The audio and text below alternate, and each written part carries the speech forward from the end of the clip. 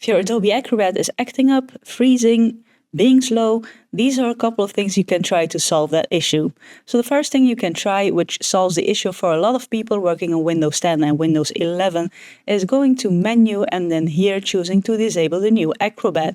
Doing so will give you the old interface back, and it often resolves the issues with stability. You then get this notification and you have to restart Adobe Acrobat. The second thing you can do is go to this hamburger icon menu and then go to Preferences. And in Preferences, you can go to Search, because in Search you can purge your cache.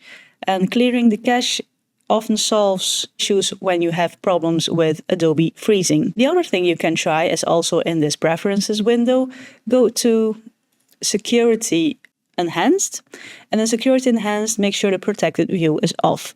This also often solves issues with opening or saving errors. Now, some people say that you can turn off the enable protected mode at startup, that it also solves issues. This one is a security feature for Windows, which is standard turned on. It acts as a sort of sandbox which isolates untrusted PDFs and then prevents malicious code from accessing your computer's data or your hardware. So it's generally not recommended to turn this one off. If you do, make sure that you have an antivirus running, that you don't click links you don't trust, the same as always. So generally not recommended to turn this off, but you can if you want to.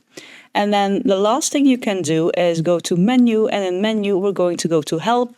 And in Help, you can choose to repair the installation, one of the last options if you can't fix your issues. But those are several things you can try if your Adobe Acrobat is acting up.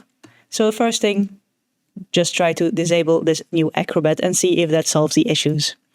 Like the video if you liked it, subscribe if you want to see more of my videos, and as always, thank you for watching, and I'll see you in the next one.